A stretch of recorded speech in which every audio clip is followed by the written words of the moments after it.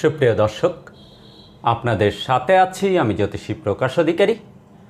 আজ আপনাদের জন্য যে অনুষ্ঠানটির আয়োজন করেছি তার শিরোনাম, যারা জীবনে প্রচুর ধনী হয় তাদের হাতে রাহুর স্থান কেমন থাকে। সুপ্রিয় দর্শক, অনুষ্ঠানটি না টেনে পুরোপুরি জানতে পুরো ভিডিওটি দেখুন এবং পরিপূর্ণ ধারণা অর্জন করুন। সেই সাথে যারা আমার চ্যানেলটিতে নতুন, এখনও সাবস্ক্রাইব করেননি, তারা অনুগ্রহপূর্বক চ্যানেলটি সাবস্ক্রাইব করুন এবং পাশে রাখার বেলটি প্রেস করে অল সিলেক্ট করে পরের ভিডিওর নোটিফিকেশন পেতে আমার সাথেই থাকুন। আজ যারা ফেসবুক পেজ থেকে ভিডিওটি দেখছেন তাদেরকে অসংখ্য অসংখ্য অসংখ্য ধন্যবাদ। কথা দীর্ঘায়িত না করে চলুন আমরা ফিরে যাই আমাদের মূল আলোচনায়। আমাদের আজকের আলোচনার শিরোনাম, যারা জীবনে প্রচুর ধনী হয় তাদের হাতে রাহুর স্থান কেমন থাকে। সুপ্রিয় দর্শক, বরাবরের মতো আমরা হাতের প্রধান রেখাগুলোর বৈশিষ্ট্য সম্পর্কে ধারণা নিব।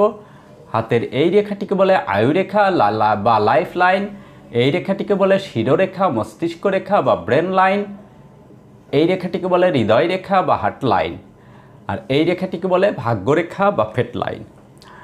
তো হাতের রাহুর স্থান কোনটি প্রথমে আমাদের শনাক্ত করতে হবে, কারণ আমাদের আজকের আলোচনার বিষয় হচ্ছে রাহু। হাতের এই যে স্থানটুকু, এই স্থানটুকুকে বলে রাহুর স্থান। তো এই রাহুর স্থানে যদি এই ধরনের অসংখ্য হিজিবিজি রেখা থাকে তাহলে সেগুলোকে বলা হয় রাহু রেখা। কিংবা এই স্থানে যদি এই ধরনের জাল চিহ্ন পরিলক্ষিত হয় তাহলে এটি রাহু অশুভ। এখানে ক্রস সাইন, এখানে তিল চিহ্ন থাকলে সেটা রাহু অশুভর ইঙ্গিত বহন করে। এখানে ক্রস চিহ্ন থাকলে রাহু অশুভ হবার ইঙ্গিত বহন করে।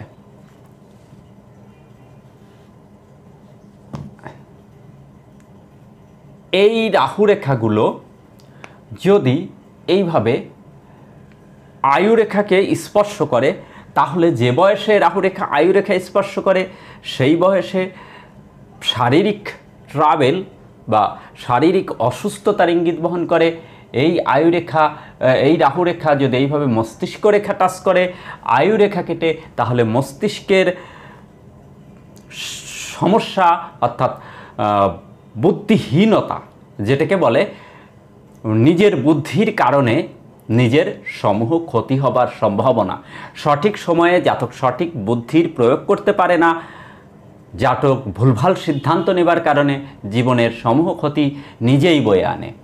এই রাহুরেখা যদি ভাগ্যরেখা টাচ করে তাহলে যে বয়সে এই রাহুরেখা আয়ুরেখা থেকে যে বয়সে বেরিয়ে ভাগ্যরেখাকে টাচ করেছে সেই বয়সে তার ভাগ্য বিড়ম্বনা হবার সংকেত বহন করে, ভাগ্যের পতন বা ভাগ্যহানি হবার সংকেত বহন করে। কিন্তু কোন বিষয়ে তার এই ভাগ্যপতন বা আর্থিক ক্ষতি হবে সেটি হাতের অন্যান্য গ্রহ পর্বত বা অন্যান্য সংকেত থেকে নির্ণয় করতে হয়। এই আয়ুরেখা যখন, এই রাহুরেখা যখন বেরিয়ে এইভাবে হৃদয় রেখা স্পর্শ করবে তখন হৃদয়ে আঘাত ইত্যাদি বহন করে, দাম্পত্য অসন্তোষ, দাম্পত্য অসুখী হবার সংকেত বহন করে। এই রাহুরেখা যদি এইভাবে রবি রেখাকে স্পর্শ করে, আমি মুছে দেব কারণ আঁকাটা বেশি হয়ে গেছে। এই যে অনামিকা আঙ্গুলের নিচে রবি রেখা, এইভাবে রাহুরেখা যদি রবি রেখাকে স্পর্শ করে তাহলে গ্রহণ দোষ সৃষ্টি হয়। গ্রহণ দোষে জাতকের জীবনে অন্ধকার সময়ের সূচনা করে, সমূহ ক্ষতি, অর্থনাশ, কর্মনাশ, চাকরিচ্যুতি হবার সম্ভাবনাও বহন করে থাকে। এই রাহুরেখা যদি শনির স্থানে যায় তাহলে শ্রাপিত দোষ, রাহুরেখা যদি মঙ্গলের স্থানে যায় তাহলে ছন্ন ছাড়া দোষ, ছন্ন ছাড়া বা অঙ্গার যোগ ইত্যাদি বহন করে। এই রেখাটি এইভাবে মঙ্গলে গেলে এটি কিন্তু ভীষণ একটি মারাত্মক পরকীয়া প্রেমেরও ইঙ্গিত বহন করে, যেটি দ্বারা জাতকের সর্বস্ব নাশ হবার সম্ভাবনা এবং শারীরিক প্রহারের ইঙ্গিত বহন করে। এই তো গেল রাহু অশুভ বিষয়গুলো। এবার আমরা দেখব রাহুর শুভ বিষয়গুলো। দেখুন, রাহুর স্থানটি যদি একটু বড় থাকে, আমি আগে যে এঁকেছিলাম ওখানে কিন্তু জায়গা কম ছিল, এখানে দেখুন অনেকটা জায়গা। যদি রাহুর স্থান এইভাবে একটু বেশি জায়গা নিয়ে থাকে, যদি এই স্থানটা ফোলা ফোলা, মাংসালো, গভীর, লাল গোলাপি আভাযুক্ত হয়, তাহলে বুঝবেন রাহু অত্যন্ত শুভ অবস্থানে আছে। আবার এই রাহুর স্থানে যদি এরকম একটি ত্রিভুজ পরিলক্ষিত হয়, তাহলে জাতকের জীবনে হঠাৎ ভাগ্য পরিবর্তন, হঠাৎ করে তার জীবনের ব্যাপক ধনৈশ্বর্য ইত্যাদি, এমনকি লটারি কিংবা শেয়ার বাজারের মতো কারবারের সঙ্গে যদি জাতক জড়িত থাকে, তাহলে সেখান থেকে ব্যাপক আয় আসবার একটি সম্ভাবনাও তৈরি হয়ে থাকে। মনে রাখবেন, এই রাহুরেখা, এই ত্রিভুজ কিন্তু যদি আবার এইভাবে আয়ুরেখাকে স্পর্শ করে হয়, এভাবেই থাকবে এমন না, বহুভাবেই থাকতে পারে, এরকমও যদি থাকে, তাহলে এটি কিন্তু অশুভ, এটি কিন্তু আইনি জটিলতার যোগ সৃষ্টি করে। তো এই শুভ রাহু কি শুভ ফল দেয় এবং অশুভ রাহু কেমন অশুভ ফল দেয় সেটি আলোচনা করব। তার আগে আমরা একটু আলোচনা করে নেব যে রাহু অশুভ থাকলে আপনার রাহু অশুভ আছে কিনা হাতের রেখায় ব্যতীতও নিজের মধ্যেও বোঝার কিছু কৌশল রয়েছে। তাহলে সেটি কি, সেটি সম্পর্কে আমরা একটু ধারণা নিব। রাহু যদি কারোর অশুভ থাকে, তাহলে সেই জাতকের ঘন ঘন শরীর খারাপ হতে থাকে, কলহ ফেচাত নিত্যদিনের সঙ্গী হয়ে যায়, দাম্পত্য জীবনে অসন্তোষ নেমে আসে। রাহু অশুভ থাকলে যদি আপনাদের দেয়ালে ফাটল লাগে, দেয়ালে নতুন বাড়ি করেছেন অল্প কিছুদিন, কিন্তু ফাটল লেগেছে, বুঝবেন রাহু অশুভ আছে। রাহু অশুভ থাকলে আপনি মনে করেন যে কোথাও হেঁটে যাচ্ছেন, রাস্তা দিয়ে হেঁটে যাচ্ছেন, একটি কুকুর শুয়ে রয়েছে, দেখবেন যে কুকুর যদি শব্দ করে, তাহলে রাহু আপনার অশুভ রয়েছে। রাহু অশুভ থাকলে ঘন ঘন ইলেকট্রিক জিনিসগুলো অর্থাৎ বৈদ্যুতিক জিনিসগুলো নষ্ট হতে থাকে, এটিও রাহুর অশুভত্বের একটি ইঙ্গিত। রাহু অশুভ থাকলে